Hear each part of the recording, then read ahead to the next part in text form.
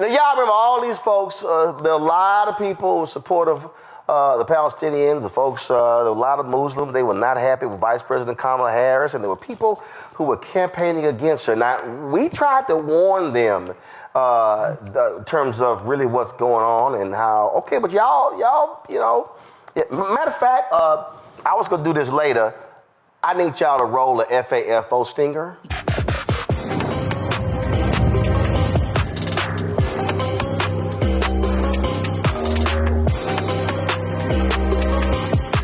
So for all the people who were highly critical of Vice President Kamala Harris, calling her Genocide Kamala, saying Genocide Joe, and they were saying, no, we need to teach her and the Democrats a lesson.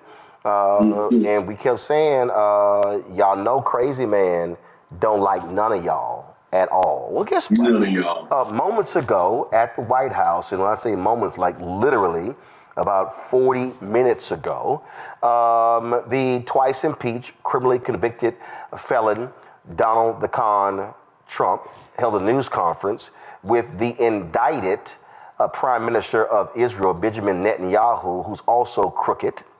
And so those two crooks get along quite well.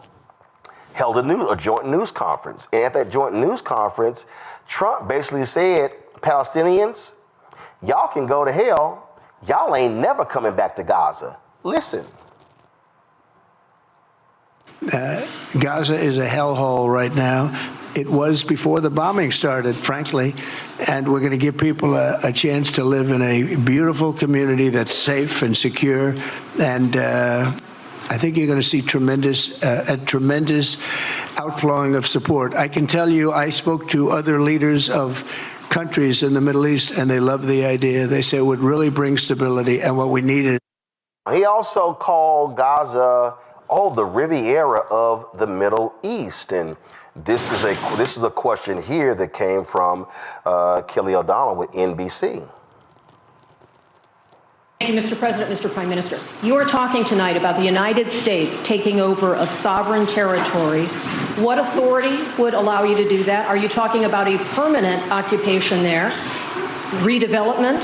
And Mr. Prime Minister, do you see this idea as a way to expand the boundaries of Israel and to have a longer peace, even though the Israeli people know how important that land is to you and your citizens, just as the space is inherited by the Palestinians as well? I do see a long-term ownership position, and I see it bringing great stability to that part of the Middle East and maybe the entire Middle East. And everybody I've spoken to, this was not a decision made lightly. Everybody I've spoken to loves the idea of the United States owning that piece of land, developing and creating thousands of jobs with something that will be magnificent. So Donald Trump is saying we're going to take over and own the Gaza Strip. And he often talks about how great that land is, how it's wonderful, how it's amazing. And he envisions these great homes on the Gaza Strip. Just listen to this, y'all. We have an opportunity to do something that could be phenomenal. And I don't want to be cute. I don't want to be a wise guy, but the Riviera of the Middle East, this could be something that could be so this could be so magnificent.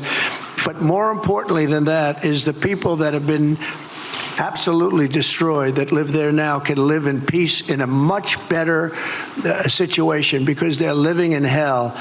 And those people will now be able to live in peace. We'll make sure that it's done world class. It'll be wonderful for the people. Palestinians mostly we're talking about.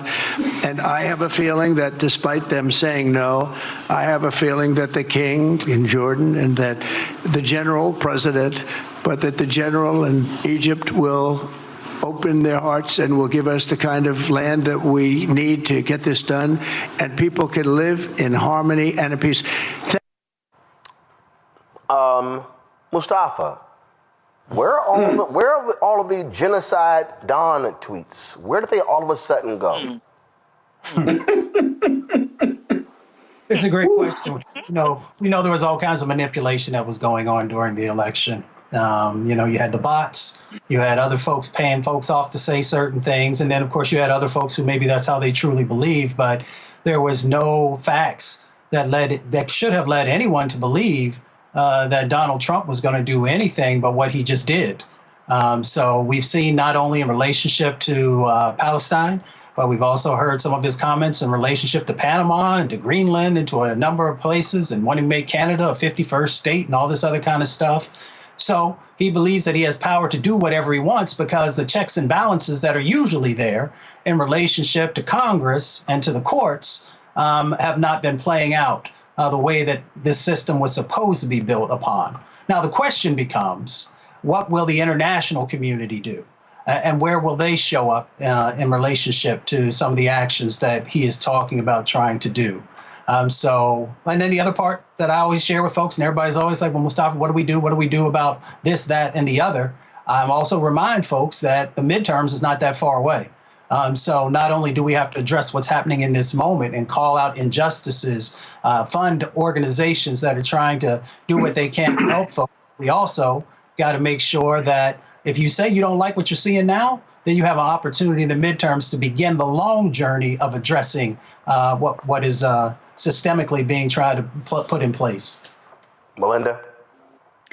Look, Donald Trump has always been who he has been. So I don't know why people thought that this situation would be any different. I think he was always going to go this route. He was never going to help the people of Gaza. He's talking about rebuilding, and it's not going to be rebuilt for the Palestinians. And I also don't think this is going to help the Jewish community at all either. I think he's kind of putting a target on their back as well, because they're going to be blamed for this. And I think he's always been who he said he was. And I don't know why anybody's surprised. Well, but look, no one is surprised, but all of those people who had so much smoke for Vice President Kamala Harris, Scott, it's amazing. Well, we know why they had smoke for her. But again, a lot of them were so-called progressives, a lot of them were so-called liberals, so-called Democrats, but now they're real quiet, Scott. Yeah, because they jumped out. They jumped out of the frying pan into the fire. The great irony of the press conference, the impromptu one at 4 o'clock today or 5 o'clock, and this one is earlier they were saying about developing Gaza and that it was a hellhole before, during, and after the war. Well, he's standing next to the guy that made it a hellhole. He's standing next to the prime minister of Israel, who was paying Hamas to leave Gaza. And now you want to displace the Palestinians. It's their home. You bombed it. Now you fix it. And now you want the Arabs to fix it.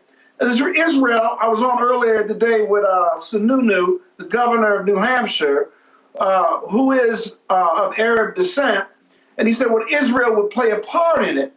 Well, what leverage does the U.S. have in making Jordan or Egypt or the UAE or anyone else rebuild Gaza or to take the Palestinians as refugees? They've resisted that up to this point. And the Qatarians, if you will. And so this babble about, like, you're going to create a Mar-a-Lago for the Palestinians, but you're going to displace them so they have no country, given how important that land is to both sides, it borders on the nonsensical with no leverage. And I got to tell you, the real issue is getting rid of Hamas. Hamas is as responsible for the demolition and the deaths of these Palestinians as part of this war as Israel is, so the blame can go around. But this is going to be an expensive project, and nobody wants to pay. Nobody wants the Palestinians in their backyard, and nobody wants to pay for the Palestinians simply because Hamas used them as human shields. This is far more complicated, and quite frankly, and his rosy presentation is just pie in the sky at this point. We have to pay attention to this. But you're right, Roland. The people that voted for him, who didn't like the Democrats and Biden, let me tell you something.